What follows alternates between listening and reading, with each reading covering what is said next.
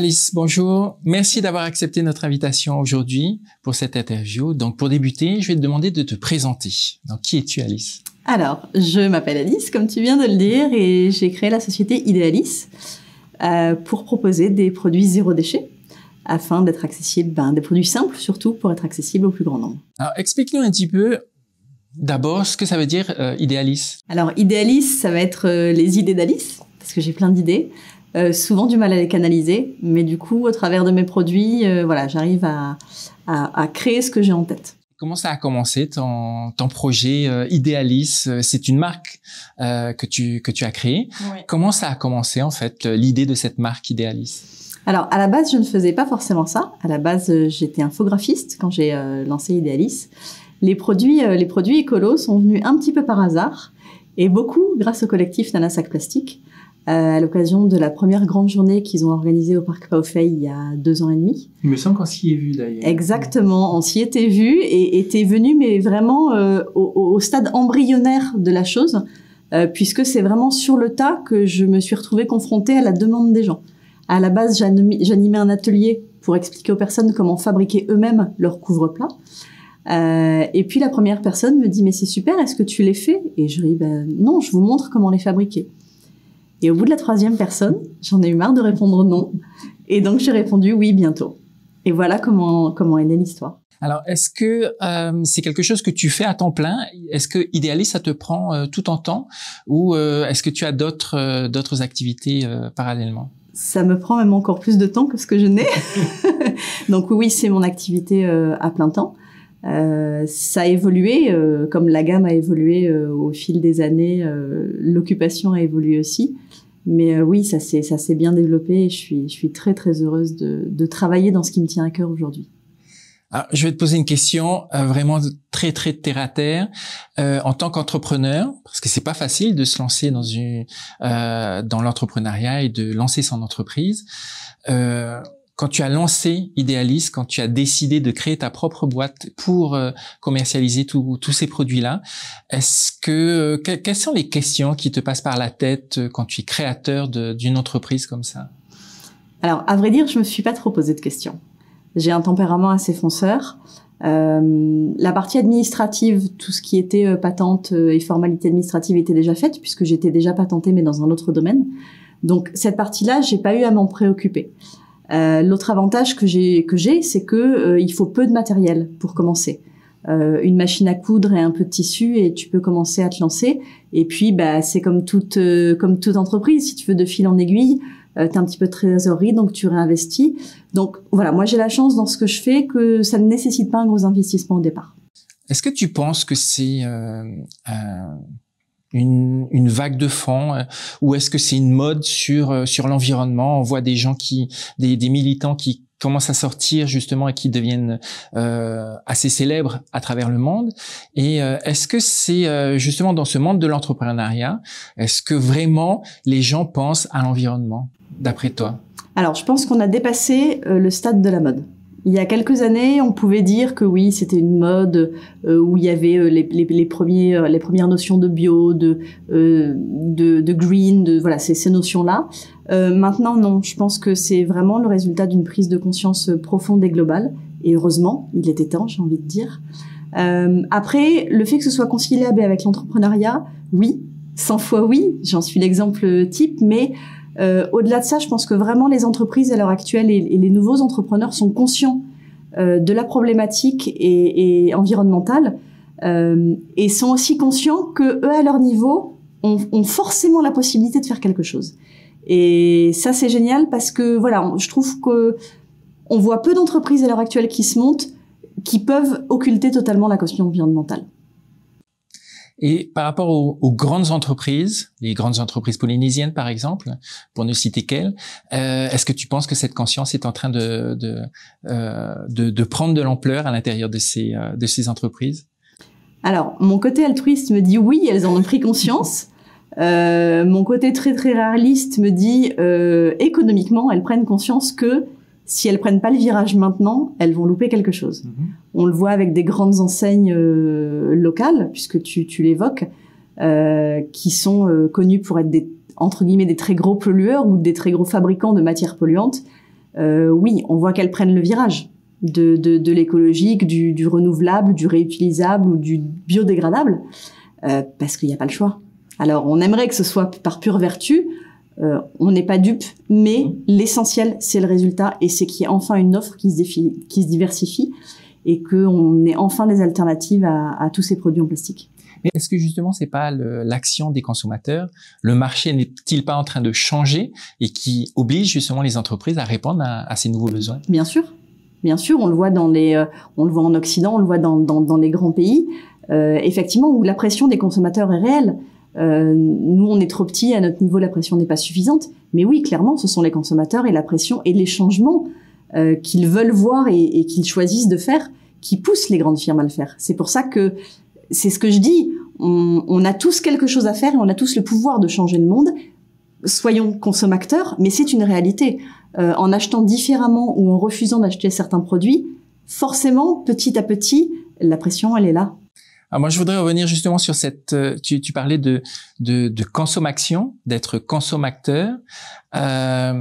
On dit souvent que le Fénois c'est une petite île au milieu de l'océan et que malgré tout, en fait, notre action, elle va rester minime par rapport à des grands pays comme la Chine, comme les États-Unis, par exemple. Qu'est-ce que tu penses de cette idée-là? Est-ce que vraiment on ne peut pas montrer l'exemple à ces grands pays? Alors non seulement on peut le montrer, mais en plus je suis très fortement persuadée que c'est encore plus facile pour nous plutôt que pour un grand pays.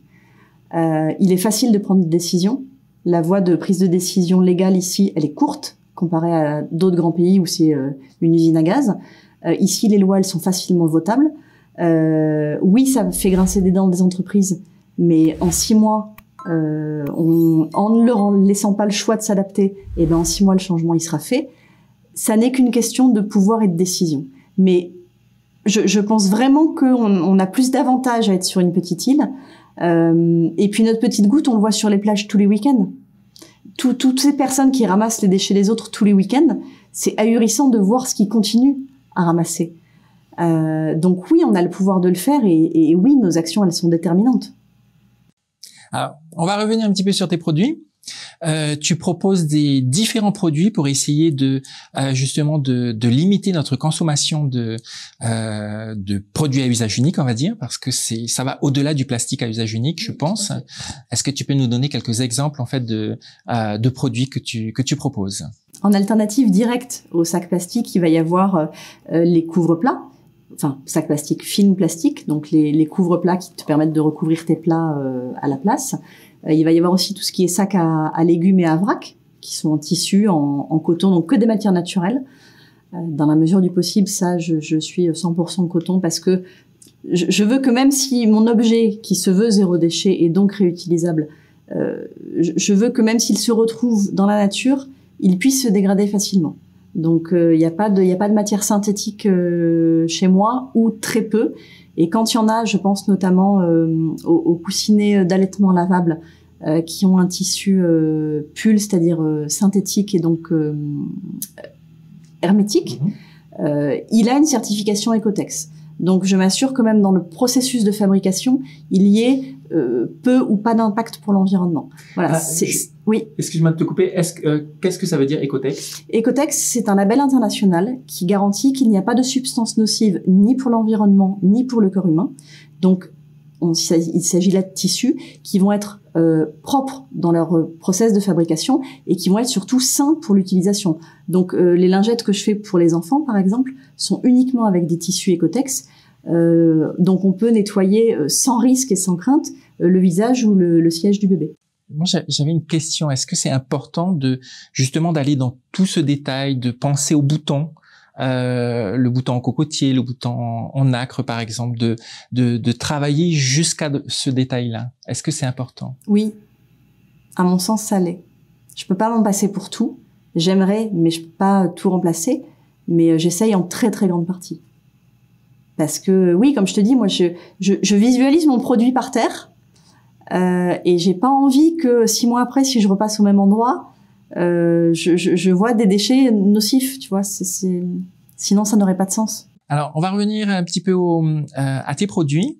Et par exemple, j'ai dans la main une petite lingette, donc je vais la montrer à la caméra. Alors au toucher, c'est du tissu, c'est assez doux, on a envie de mettre ça sur son visage, il y a pas de souci. Est-ce que tu peux nous expliquer justement ce produit-là en particulier? Les lingettes démaquillantes ou débarbouillantes. Oui, effectivement, il faut que ce soit un produit agréable. Donc il y a une face en éponge, une face en tissu. À la fois pour le côté couleur et à la fois pour certaines peaux qui sont vraiment très sensibles et que même l'éponge risque d'irriter. Donc voilà, les deux faces, elles ont ce but-là. Et c'est le tissu, c'est du tissu Ecotex, tu me disais tout à l'heure. Voilà, donc le tissu Ecotex qui va être la face tissu, puisque l'éponge est de toute façon certifiée Ecotex pour toutes les lingettes. La face tissu pour les grandes lingettes enfants, oui, ce ne sont que des tissus certifiés Ecotex ou bio, puisque j'en ai certains en bio. Et puis tu parlais de l'utilisation. Tout le monde, moi je vois mes filles qui sont grandes pour se rafraîchir dans la journée, elles prennent leur grande lingette, elles la mouillent, elles se rafraîchissent. Moi aussi ça m'arrive. Mon ado qui ne se maquille pas, mais qui utilise une lotion pour les petits boutons, il utilise des lingettes. À chaque fois, au lieu d'utiliser un coton que l'on va jeter, on va remplacer par cette lingette que l'on va tout simplement laver et réutiliser. Oui, c'est pour tout le monde en fait. Tout c'est pour tout le monde vraiment, donc on a besoin, que ce soit pour le visage ou même pour les bras. Moi, ça m'arrive souvent de me rafraîchir la nuque ou les bras. Voilà, je prends une lingette, je passe sous l'eau, puis bon, je continue ce que j'étais en train de faire. Mais au moins, je ne vais pas prendre un coton que je vais jeter après. Alors, je vais prendre un deuxième exemple. Alors, ça ne fait pas partie de tes produits, mais parce on l'a obtenu dans un. Ça fait partie, mais c'est pas le mien. Voilà, ça fait partie, mais c'est pas le tien effectivement. C'est pour montrer l'exemple. Donc, c'est un tissu qui a été imbibé de cire d'abeille. Donc, que tu proposes également. Donc, tu nous as pas apporté d'exemple aujourd'hui. Explique-nous un petit peu à quoi ça sert, comment ça se passe, et est-ce que c'est difficile à produire ce genre de tissu imbibé de cire d'abeille? Alors, c'est pas très difficile à produire. Il y a plusieurs techniques de fabrication. En l'occurrence, moi, j'ai pas tout à fait la même que celle-ci, mais voilà, globalement, le principe est le même. On va venir répandre des copeaux de cire d'abeille sur un tissu et on va faire fondre la cire pour l'imprégner dans le tissu. On peut ajouter des produits. Moi, j'ajoute de l'huile de coco vierge, par exemple. Il y en a qui utilisent d'autres huiles végétales, de la résine. Enfin, il y a toute une gamme. Ça, c'est une fois de plus, c'est la touche personnelle de chacun pour ses produits. Ça va venir remplacer un film alimentaire pour emballer un aliment. Donc, par exemple, tu veux aller chercher du fromage à la coupe, tu vas pouvoir demander à ce qu'on te le serve dans ton biswap. Un oignon entamé, tu vas l'emballer dedans avant de le ranger dans ton réfrigérateur. Un sandwich, tu vas l'emballer dedans, tu vas le mettre dans ton sac. Voilà, le biswap, il est plus pour l'emballage direct. Et il va venir en complément des couvre-plats qu'on évoquait tout à l'heure, qui eux sont destinés vraiment à couvrir le plat. Ça, c'est vraiment pour emballer l'aliment directement. Et alors, tu nous as apporté par contre cet exemple-là. Alors, moi, j'appelle ça une charlotte. Après, on peut donner tous les noms possibles. Voilà, donner un nom rigolo à vos objets, ça va être, c'est assez sympa après pour faire la cuisine, surtout avec les enfants, parce que vous demandez d'aller chercher la charlotte. Et c'est fait pour couvrir les plats, mais c'est un tissu particulier. Donc, explique-nous ce que c'est. Alors, dans la famille des couvre-plats qui commence à être assez grande chez Idealis, il y a les couvre-plats enduits. C'est une induction qui est faite dans la masse, dans le tissu, avec du téflon. Alors, n'ayez pas peur, hein, on dit beaucoup de mal du téflon. Il est dangereux à partir de 300 degrés. Donc, ça n'a pas été le cas pendant le processus de fabrication et ça ne va pas l'être dans votre utilisation au quotidien. Donc, il n'y a pas de risque que les microparticules de téflon viennent migrer dans vos aliments. Ça, il faut se rassurer là-dessus. La plupart des tissus enduits de téflon que j'ai, à peu près 80 à 90% sont certifiés Ecotex aussi. L'avantage, c'est que c'est vraiment un tissu imprégné dans la masse, donc qui se comporte comme un tissu. Donc vous pouvez le laver à la machine comme les autres couvre-plats de la gamme non enduits, mais celui-ci est étanche. Donc pour les plats en sauce, quand on a des plats un petit peu forts en odeur dans le réfrigérateur qu'on veut isoler, voilà, avec un couvre-plat enduit au moins, ça va vraiment rester. Et puis ça complète la gamme du choix des produits pour les différentes habitudes.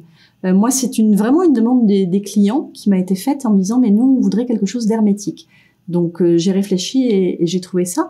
À la base, moi personnellement, je préfère ceux en tissu parce que je les trouve micro-respirants et je trouve que ça garde pas l'humidité.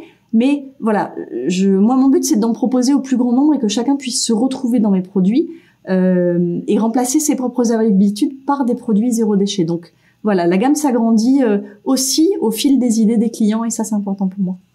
Alors, tu proposes différentes tailles. Ça va du très grand plat au couvre-cake, tu me disais. Oui, ça va vraiment les très grands plats qui font 40 cm de diamètre. Les plus petits, tout ce qui est format saladier et moule à gâteau standard. Il y en a des petits, donc celui-là c'est pour tout ce qui est bol. Et puis j'ai sorti des tout petits pour les boîtes de conserve parce que je me suis aperçue que souvent on n'utilisait pas entièrement une boîte de conserve le premier coup et puis qu'au bout de 2-3 jours ça séchait un petit peu dans le réfrigérateur. Donc voilà, j'en ai des tout petits en enduit et en non enduit, donc ça c'est très pratique. Et puis là oui, je vais lancer incessamment sous peu les rectangulaires pour les moules à cake parce qu'on est beaucoup à cuisiner des cakes salés ou sucrés. Et c'est vrai que c'est ce qui manquait dans la famille, j'ai envie de dire. Donc oui, la famille continue à s'agrandir, des couvre-plats. Quelles sont les fausses idées que l'on se fait sur le développement durable, sur les alternatives que l'on propose, sur tous ces produits faits localement notamment? Quelles sont les fausses idées qu'on se fait sur ces produits-là? Alors à mon sens, il y a le côté prix.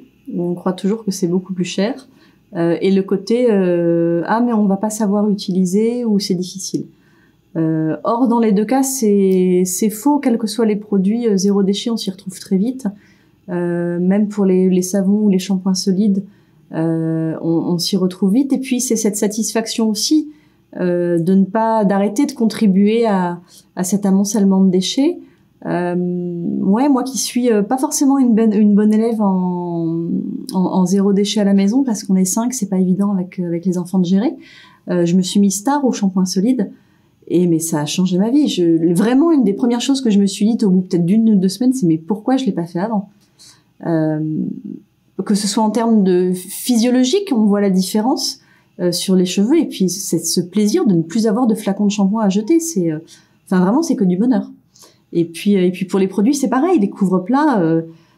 Moi qui utilisais très peu déjà de film plastique parce que j'avais horreur de ça, là, le fait de convertir les gens, de voir les gens me voir et dire mais oui c'est génial, c'est super pratique. Mais oui, c'est vraiment ça. Donc ça c'est ça le message à passer. Non, ça n'est pas difficile et non, c'est pas si cher que ça.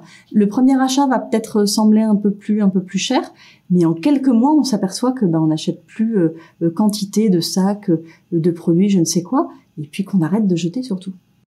Tu disais tout à l'heure que ton idée, c'est issu d'une rencontre avec le collectif Nana Sac Plastique, qui organise de la sensibilisation, beaucoup de communication sur les réseaux sociaux. Est-ce que tu penses qu'il y a assez d'informations, assez de communication par rapport à tout ça, par rapport à la cause environnementale? J'ai envie de dire, il y en aura jamais trop. Mais parce que c'est vrai, il y a énormément de choses à faire encore. Il y a beaucoup d'exemples à travers la planète et à travers les autres pays dont on pourrait s'inspirer. Donc, je pense qu'on n'aura jamais trop d'informations là-dessus, qu'on ne nous rabâchera jamais assez les oreilles en nous alertant sur tel ou tel geste ou telle alternative. Vraiment, on a chacun la possibilité dans notre quotidien de faire des gestes qui vont avoir un impact positif au lieu d'avoir un impact négatif. Il y a des gestes très simples. Donc oui, il faut faire passer ces messages et les répéter encore et toujours. Ma dernière question pour aujourd'hui, est-ce que tu aurais justement un message à faire passer pour résumer toute notre interview ou un message simple à faire passer aux auditeurs et aux téléspectateurs? Un message, c'est difficile, mais j'aime à dire qu'on peut tous changer le monde. Et puis j'aime l'idée que on est tous des petits semeurs de graines et que ces graines-là vont peut-être pas toutes germer, mais s'il y en a quelques-unes qui poussent et qui donnent de beaux arbres et qui vont aider la planète dans l'avenir, faisons-le. Merci beaucoup. Merci à toi.